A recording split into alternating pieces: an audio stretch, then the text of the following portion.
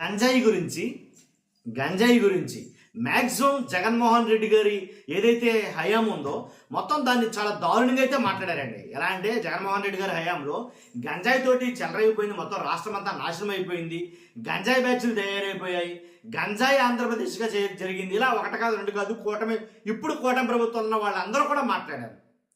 అలాగే ఎన్నికల ముందు ఒక హామీ అయితే ఇచ్చారు, 100 రోజుల్లో మేము అధికారంలోకి వస్తే 100 రోజుల్లో ఆంధ్రప్రదేశ్లో ఏపీ మొత్తం కూడా గంజాయి అనేది లేకుండా చేస్తాం, గంజాయి కేసులు కానీ గంజాయి బాధితులు కానీ గంజాయి అనే పేరు వినపడకుండా చేస్తాం మేము అనేది అన్నారండి వాళ్ళు. కూటమి ప్రభుత్వం అధికారంలో రాకముందు గంజాయి రహిత ఆంధ్రప్రదేశ్గా మేము చేస్తాం అని ఎన్నికల్లో భాగంగానే వాళ్ళు మాట్లాడటం జరిగింది. 21 నెలలు గడిచి వస్తుంది ఇంచుమించుగా. కాబట్టి ఎప్పటి వరకు కూడా ఇబ్బడమొబ్బడిగా కేసులు అయితే నమోదవుతున్నాయి. గంజాయి కేసులు ఏంటి ఎక్కడ పడితే అక్కడ దొరుకుతున్నాయి విచ్చలవాడిగా. చాలా చోట్ల గంజాయితో పాటు ఏంటి వాళ్ళు చేస్తున్న అరాచకాలు అకృత్యాలు కనబడుతున్నాయి.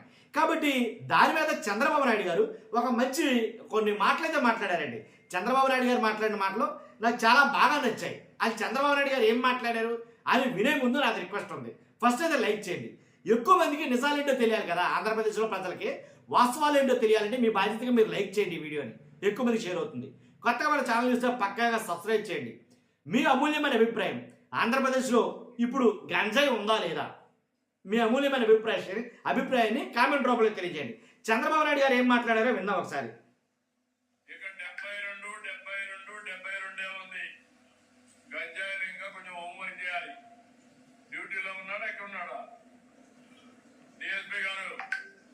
ఇంకా ఇంప్రూవ్ చేయాలి. గంజాయి ఉంటే మాత్రం ఎవరిని వదిలిపెట్టను, ఉతికి ఆరేస్తా. గంజాయి మాత్రం ఉండడానికి వీలు లేదు. గంజాయి ఉంటే మాత్రం ఎవరిని వదిలిపెట్టను, ఉతికి ఆరేస్తా. చంద్రబాబు నాయుడు గారు చాలాసార్లు చెప్తున్నారు ఈ మాట. అధికారంలోకి వచ్చిన కాడి నుంచి నెలలు గడుస్తున్నాయి, సంవత్సరాలు గడుస్తున్నాయి, కానీ ఎట్టి పరిస్థితుల్లో కూడా ఏమీ జరగల, ఇంప్రూవ్మెంట్ అయితే లేదు.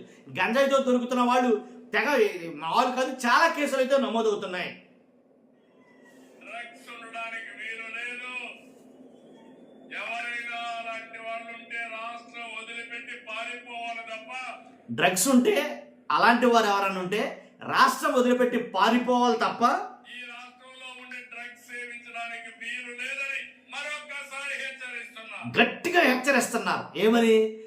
డ్రగ్స్ ఉండి కనుక ఇక్కడ ఉంటే కుదరదు, రాష్ట్రాన్ని వదిలిపెట్టి పారిపోవాలని మరొకసారి గట్టిగా హెచ్చరిస్తున్నాను అని చంద్రబాబు నాయుడు గారు అంటున్నారు. పుట్టా మహేష్ యాదవ్ కూటమి మంత్రి, చంద్రబాబు నాయుడు గారి మంత్రి పుట్టా మహేష్ యాదవ్ డ్రగ్స్తో జరిగింది, ఆయనకి ఆల్రెడీ టెస్టులు చేస్తే ఉందని తేలింది. కాబట్టి మరి దాని గురించి ఎందుకని మౌనవ్రతం పాటించారు? అర్థమైందా? అంటే మన మంత్రి కాబట్టి డ్రగ్స్ తీసుకుంటే పర్వాలేదా? మన మంత్రి కాబట్టి డ్రగ్స్ తీసుకుంటే పర్లేదా? కూటమి నాయకుల్లో చాలామంది ఇదే దందా నెరవేరుస్తున్నారు అని వార్తలు వస్తున్నాయి. కాబట్టి మనోళ్ళైతే పర్వాలేదా? మరి ఏది చంద్రబాబు నాయుడు గారు మాట్లాడినటువంటి ఆ మాటలకి అర్థమేది? మరి పుట్టా మహేష్ యాదవ్ గారి గురించి ఎలాంటి స్టేట్మెంట్ ఎందుకు చేయలా? ఇక్కడ జనం ముందు నుంచి మాత్రం బేరాలు పలుకుతున్నటువంటి చంద్రబాబు నాయుడు గారు ఎందుకని పుట్టా మహేష్ యాదవ్ గురించి ఎలాంటి చర్యలు అంటే ఏం మాట్లాడకపోవడం, మౌనవ్రతం పాటించడం వల్ల దాని అర్థం ఏంటి? అంతేకాదు పవన్ కళ్యాణ్ గారు కూడా, పవన్ కళ్యాణ్ గారు అధికారంలో రాకముందు ఆంధ్రప్రదేశ్ గంజాయిగా మారిపోయింది, జగన్మోహన్ రెడ్డి హయాంలో గంజాయిలా మారిపోయి గంజాయి ఆంధ్రప్రదేశ్గా మారిపోయింది. ఆ గంజాయి మొత్తుతోటే 30,000 మంది అమ్మాయిల్ని ఆ గంజాయి బ్యాచే తరలించేశారు వేరే రాష్ట్రాలకి అనేది చెప్పడం జరిగింది కదా. కాబట్టి ఎందుకని మరి అదే పవన్ కళ్యాణ్ గారు ఇప్పుడు ఎందుకని మాట్లాడటం లేదు? ఎందుకని ఆ పుట్టా మహేష్ యాదవ్ గురించి ఎందుకని మౌనవ్రతం పాటించారు అని చాలామంది మాట్లాడతారండి. కాబట్టి ఇదేనే కాదు, ఇప్పుడు తర్వాత డ్రగ్స్ వద్దు బ్రో అనుకుంటా, అదేనా డ్రగ్స్ వద్దు బ్రో అనుకుంటా నారా లోకేష్ గారు ఒక కార్యక్రమాన్ని నిర్వహించారు. వద్దు బ్రో అన్న కాడి నుంచి అసలు ఎవరో ఆపలేదు బ్రో, నిజంగానో ఆ డ్రగ్స్ ఎవరో ఆపలేదు బ్రో నిజంగానో. ఎందుకంటే డ్రగ్స్ ఇప్పుడు కంటిన్యూ అవుతున్నాయి, అదే గంజాయి కంటిన్యూ అవుతుంది. కానీ గంజాయి ఎక్కడో తగ్గుముఖం పడినట్టు కనపడలా, అదైతే మట్టి క్లియర్ లేదు. కానీ చంద్రబాబు నాయుడు గారు మాట్లాడిన మాటలు ఇంకా ఉన్నాయి, ఒకసారి చెప్తాను. ఇంకా ఉన్నాయి ఆయన మాట్లాడిన మాటలు, విందాం ఒకసారి. చెయ్యాలి డిఎస్పీ గారు ఇంకా ఇంప్రూవ్ చేయాలి. గంజాయి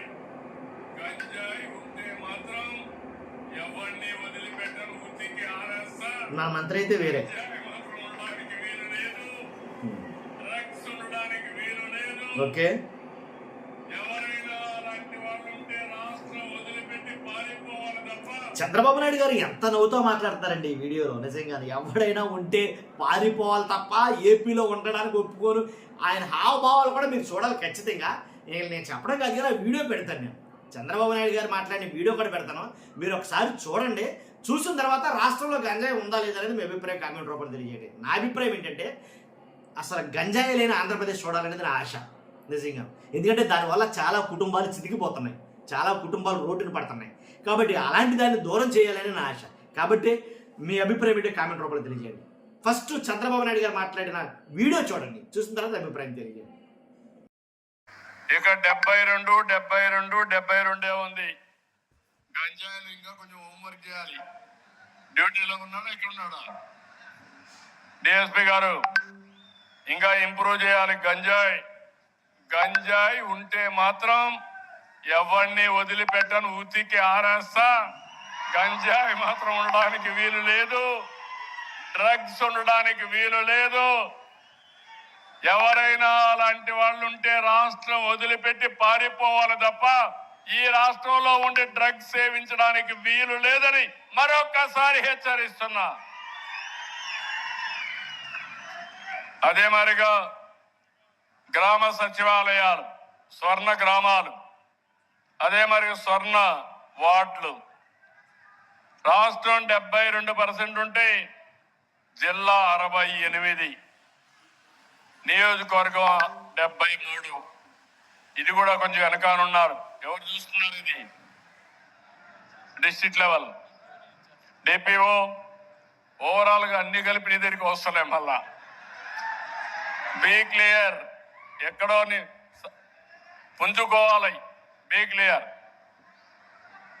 నేను చెప్తా ఉంటే మీకు అర్థం కాలేదు. తర్వాత government hospitals, primary health centres, upper primary health centres మాత్రం అంత బాగా లేవు. రాష్ట్రంలో 69, జిల్లా 67, నియోజకవర్గం 69. డిఎం అండ్ హెచ్ఓ లేడు. కలెక్టర్ గారు ఒకసారి కనుక్కోండి, ఈరోజు హాలిడేలో ఉన్నాడా లేకుంటే ఇక్కడ రాలేదా కనుక్కొని కొంచెం ఇది చేయండి.